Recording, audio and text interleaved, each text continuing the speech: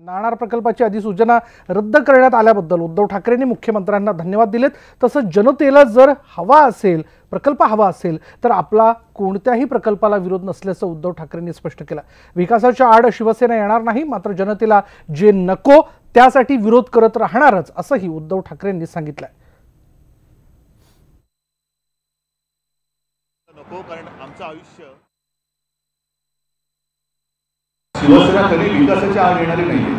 विकासाच्या आड येणारी जर का असतील तर अनेक जी काही चांगली कामं सरकारने केलेली आहेत त्या कामाच्या आड शिवसेना आली असती आणि ही कामं सुद्धा आडून टाकली असती। मी सातत्याने सांगतोय की कोणताही प्रकल्प, अगदी काल सुद्धा मी सांगितलं की हा इथला प्रकल्प स्थानिक जनतेला नको म्हणून घालवल्यानंतर जसं मागे विदर्भातले आमदार मला भेटले होते की आमच्याकडे हा प्रकल्प येऊ द्या, कोकणामध्ये सुद्धा आणखी चांगले प्रकल्प येत असतील आणि तिथल्या जनतेला विश्वासात घेऊन ते प्रकल्प होत असतील होऊया।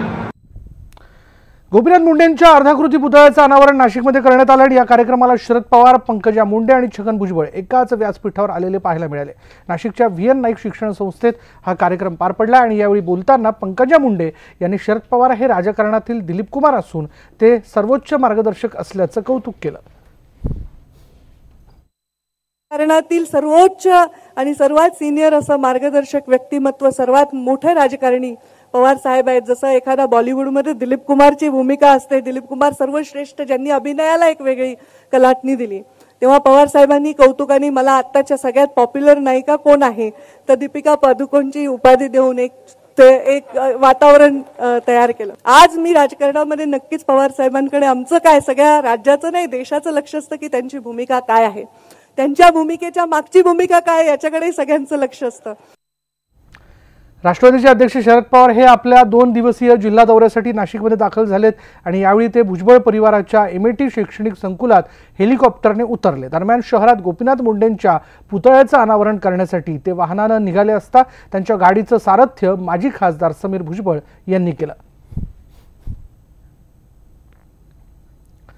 तर आघाडीत अहमदनगरच्या जागेवरून तिढा निर्माण झाला। ही जागा राष्ट्रवादीचीच असून संभ्रमावस्था निर्माण करू नका असा पुनरुच्चार अजित पवारांनी केला। तसंच बहुजन वंचित आघाडीसोबत चर्चा सुरू असून प्रकाश आंबेडकरांना 4 जागा देण्याची तयारी त्यांनी दर्शवली।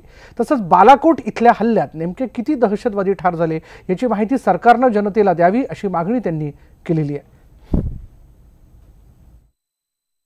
ती जागा ही राष्ट्रवादीकडेच होती, राष्ट्रवादीकडेच आहे आणि राष्ट्रवादीकडेच राहणार आहे। कृपया माझी मीडियाला हात जोडून विनंती आहे, कारण नसताना संभ्रमावस्था वाढू नका, वेगवेगळ्या बातम्या देऊन गैरसमज पसरू नका। हे माझं स्पष्ट आपल्याला मत आहे आणि महाराष्ट्राला माहिती आहे मी ज्यावेळेस बोलतो ती वस्तुस्थिती असते, म्हणूनच मी आज सांगतो। जयंतराव पाटलांशी पण माझं बोलणं झालं आणि आदरणीय पवार साहेबांशी पण बोलणं झालं। जयंतरावांनी पण सांगितलं, त्यांनी पण ट्विट केलेलं आहे, त्यांनी पण प्रेस नोट काढलेली आहे। ही जागा राष्ट्रवादीकडेच आहे, त्या जागेचा आणि पुण्याच्या जागेचा किंवा दुसऱ्या कुठल्या जागेचा असा काही संबंध ठेवलेला नाही।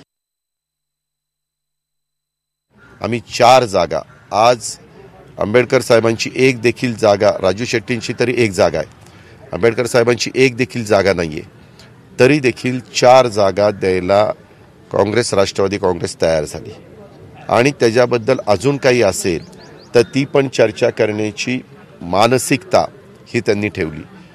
पण नक्की प्रकाश आंबेडकर साहेबांच्या मनामध्ये काय आहे ते समजायला काही मार्ग नाही। खरोखरीच 300 अतिरेकी त्यांचा खात्मा झाला का? खरोखरच काय घडलंय?